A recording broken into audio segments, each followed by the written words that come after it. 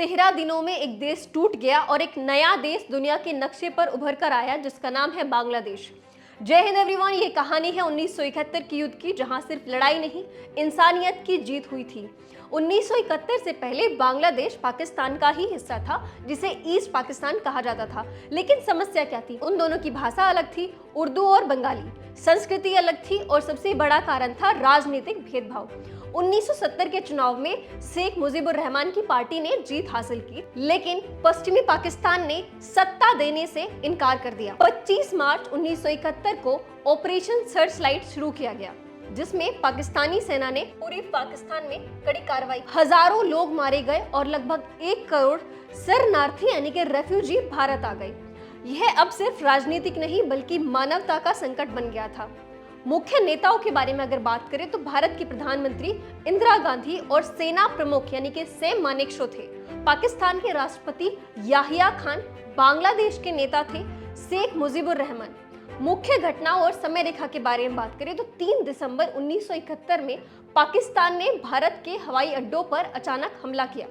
यहीं से युद्ध की आधिकारिक शुरुआत हुई। 4 से 16 दिसंबर 1971 में भारत ने थल, जल और वायु तीनों मोर्चों पर जवाबी कार्रवाई शुरू की। सिर्फ 13 दिनों में भारतीय सेना ने ढाका, जो कि बांग्लादेश की कैपिटल है, को चारों तरफ से घेर लिया।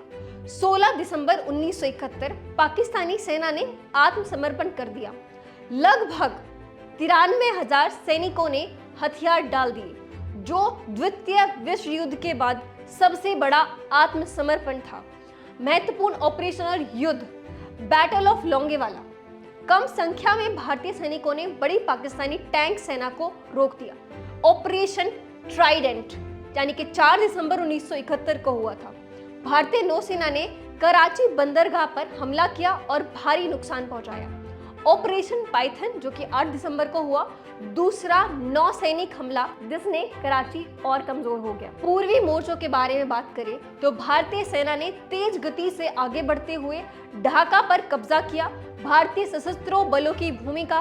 भारतीय सेना तेजी से आगे बढ़कर कई मोर्चों पर दबाव बनाया।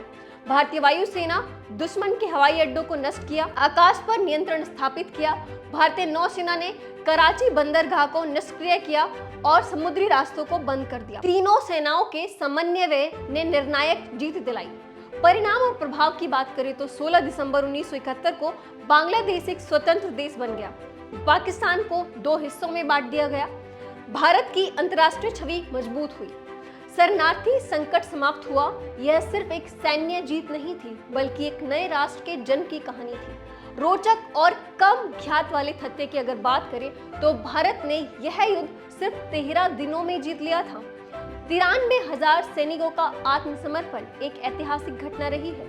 अमेरिका पाकिस्तान के साथ था, जबकि भारत को सोवियत संघ, जिसे हम रशिया कहते हैं, का समर्थन मिला। भारतीय नौसेना के हमलों से कराची की तेल आपूर्ति प्रभावित हुई। जब नेतृत्व मजबूत हो तो 13 दिन भी इतिहास बदल सकते हैं। यह युद्ध जमीन के लिए नहीं, इंसानियत के लिए लड़ाया गया था। 1971 ने साबित किया था कि भारत जरूरत पड़ने पर निर्णायक कार्रवाई करता है। 1971 का युद्ध हमें सिखाता है कि रणनीतिक एकता और मजबूत नेतृत्व यही जीत की कुंजी है, और कभी-कभी एक देश की जीत दूसरे जीत की आजादी बन जाती है। Thank you everyone.